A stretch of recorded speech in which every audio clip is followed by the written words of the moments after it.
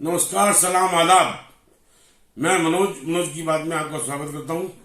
दोस्तों, मैं आज आपके सामने एक ऐसे संवेदनशील मुद्दे के सामने लेकर आया हूं जिसके लिए हमारे देश की जिन कर्णधारों को, जिन तथाकथित ईमानदार व्यक्तियों को हमने दिल्ली की कमान सौंपी थी, उन्होंने दिल्ली की समस्याओं से को बिजली और पानी के बाद अपना कर्तव्य मानकर आगे मूंदी। उनके बारे में आज आपको बताने आया हूं। दिल्ली में रहने वाले लोग आज एक ऐसे गैस चैम्बर में अपना जीवन व्यतीत कर रहे हैं कि दिल्ली में रहने वाली महिलाएं, हमारी बहनें, हमारी माताएं भी, यह रिपोर्ट हमारे एम्स के MS डॉक्टर गुलेरिया जी ने बताई है कि महिलाएं भी बिना स्मोकिंग करे हुए कई सिगरेट का धुआं के जैसे दुष्प्रभाव को झेल रही हैं। और हमारे दिल्ली सरकार के जो मुख्यमंत्री हैं, वो अपना कर्तव्य भूलकर आगामी 5 राज्यों में जो चुनाव होने हैं उनके प्रचार के लिए निकल पड़े हैं। और दिल्ली जो आज एक गैस चैम्बर के रूप में विकसित हो रही है, उसे उन्होंने अकेला छोड़ दिया है या उसके हाल पे छोड़ दिया है। आज इसी बात को ध्यान रखते हुए माननीय उच्च न्यायालय ने संज्ञान लेते हुए दिल्ली सरकार को कड़ी फटकार लगाई और इस समस्या को जल्द से जल्द दूर करने के आदेश दिए। दोस्तों, दिल्ली में दम घोटू हवा चल रही है और दिल्ली सरकार अपने जो कई राज्यों में चुनाव होने हैं उनके लिए बिजी है। और दिल्ली की जनता को उन्होंने दिल्ली के उनके हाल में छोड़ दिया है।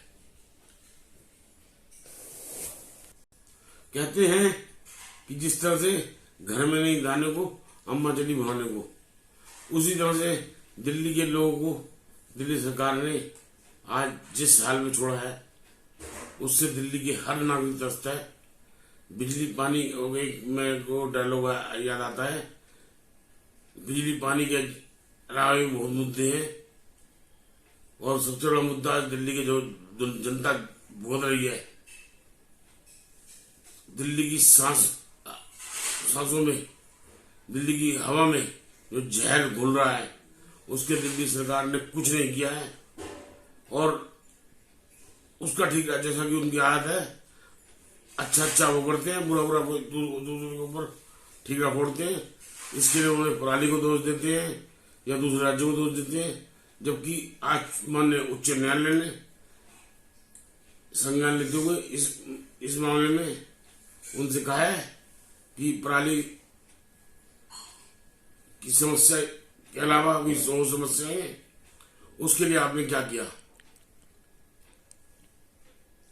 मैं हमारे दिल्ली के एकमात्र लोकप्रिय ईमानदार मुख्यमंत्री से आग्रह करना चाहूंगा कि माननीय मुख्यमंत्री जी, आप 5 राज्यों में चुनाव के लिए जाइए, आप पूरे देश में चुनाव के लिए जाइए, लेकिन जो दायित्व आपको दिल्ली की जनता ने दिया था कि आप कह रहे थे मैं कुछ अलग करके दिखाऊंगा, हम अलग तरह की राजनीति करके दिखाएंगे, क्या ये अलग तरह की राजनीति है?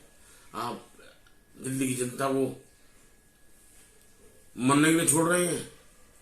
बिजली पानी मुफ्त करके आप अपने कर्तव्य का निर्वहन करने की सोच रहे हैं। दिल्ली की जनता आज त्रस्त है।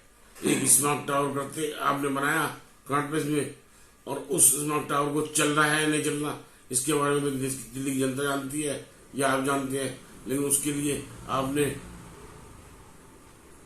दिल्ली की सड़कों को पाट दिया, उसके प्रचार के लिए अखबारों में विज्ञापन दे दिया, उसके बावजूद पोल्यूशन कंट्रोल नहीं हुआ।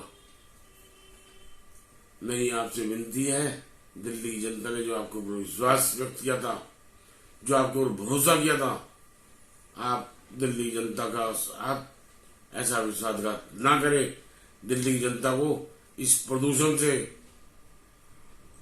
जो हमारे देश में की राजधानी होने के बावजूद दिल्ली आज इतनी प्रदूषण मुक्त से भरी हुई है।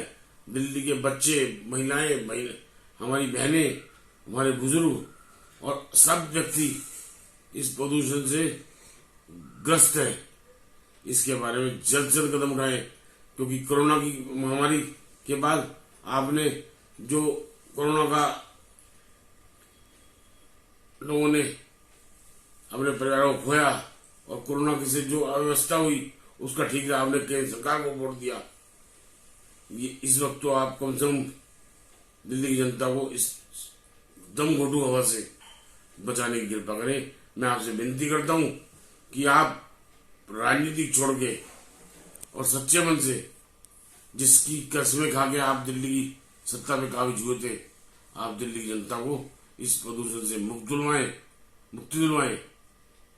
इन्हीं शब्दों के साथ धन्यवाद। अगर मेरी बात अच्छी हो तो मेरी चैनल को ज्यादा से सब्सक्राइब करें और बेल आइकन को दबा दें और ज्यादा शेयर करें। धन्यवाद।